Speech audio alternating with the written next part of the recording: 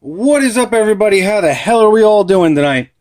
So I just got in the shop because I wanted to come over here and shoot a quick video on this here waffle piece for tonight and just do a quick rundown of exactly what is going on with this one, what makes it special, and just give you guys a little bit of info and a rundown on it, basically. I have another one in here so we could do a little side-by-side comparison so that I can show you the difference in the frame, okay? This one has a slightly thinner frame than the rest of the Mayhems that I've done, and they're pretty much all going to be done like this from now on because it worked out excellent.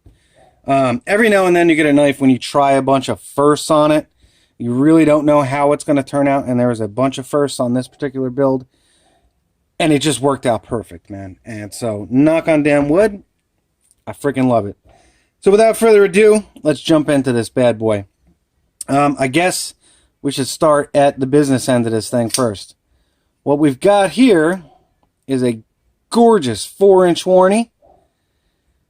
Absolutely stunning grinds on there. This one is taken up to a 1200 grit, which is quite a bit higher than I normally go. It is on .200 thick Nitro V.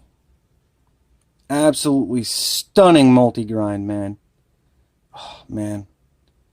There's one thing the boy can do. The boy can grind, man. Yes. Anyhow, jumping back into it, we've got dragon spine on here, and I want you to notice something. The very tiny little tab here. That's because it's a tabless flipper. When it's open, there is no tab. Reason being, you can utilize the whole blade length, man. Every bit of that cutting edge is usable, especially on flat surfaces. You've got enough area within this thing and clearance for your fingers that you can use it for food prep or whatever the hell you want, really. And that was the reason why I wanted to try this. So that was a first, and a first one for any of my knives, and it just worked out perfectly. It is also perfectly jimped on both sides, so you get a nice little purchase on it. Normally I'll do the checkering on it, but I don't know, I felt like doing something a little bit different this time. Absolutely gorgeous. And the action on it is ridiculous.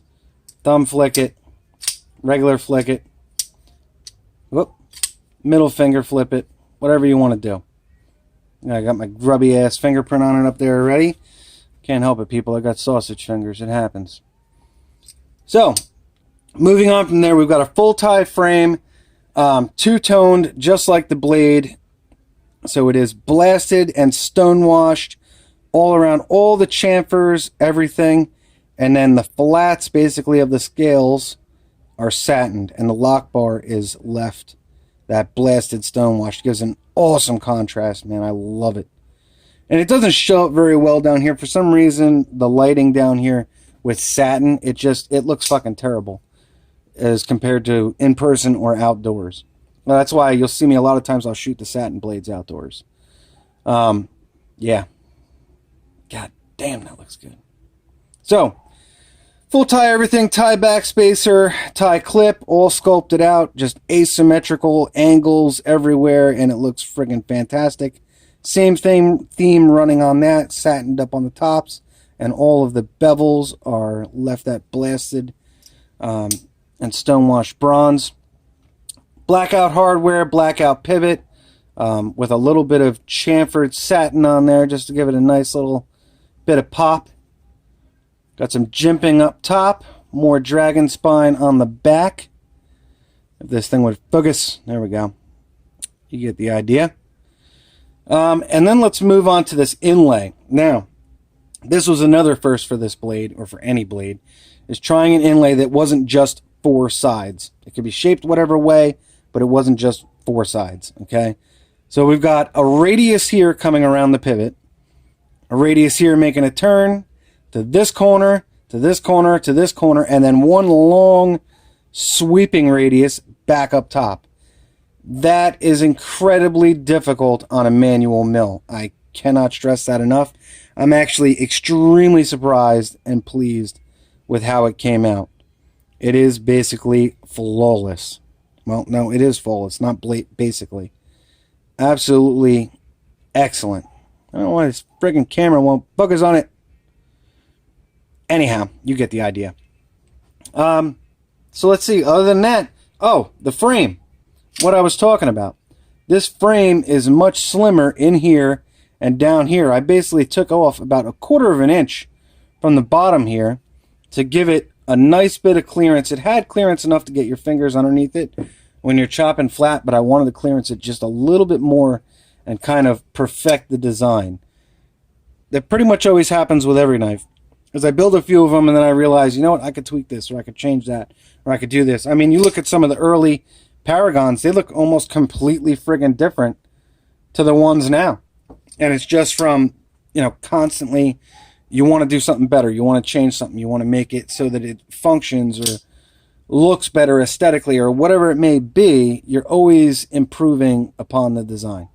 And that's what separates good knife makers from great knife makers. Not to toot my own horn, but the boy can make a goddamn knife. So, jumping into this one, this is the one I'm going to use for an example here. If you look at these frames, this one is quite a bit thinner than that one is. My camera's having a hard time figuring out which one to focus on, but if I stack them, let's see, that's right about lined up. You could see how much is sticking out down here. Okay, and that's just from slimming it out and making it more streamlined so that everything flows better, and feels better in the hand. And that's pretty much it, man. That wraps it up for this guy. I just wanted to do a quick video and show you guys just how goddamn awesome this thing is, man. It really is one of those blades that you get. And I had several people message me, which is kind of strange. Usually, I mean, people will message every now and then, but it was kind of strange on this particular one. They were messaging and say, dude, that's something special, man. You knocked that shit the hell out of the park with this one. Which it feels good to hear that from people, you know what I mean? But at the same time, it's validating to know that you had that same feeling, you know what I mean? So that's it. Dead on centering. This one is riding on bearings and a ceramic detent. And I think that's pretty much going to cover it all. So that's it. I'm going to go ahead and get this video uploaded. I'll probably have to do it to YouTube because Lord knows Facebook won't upload my shit anymore. Fuckers. Anyhow, I'm the hell out of here. I will catch you guys at 8 o'clock. Everybody have a great night and stay classy.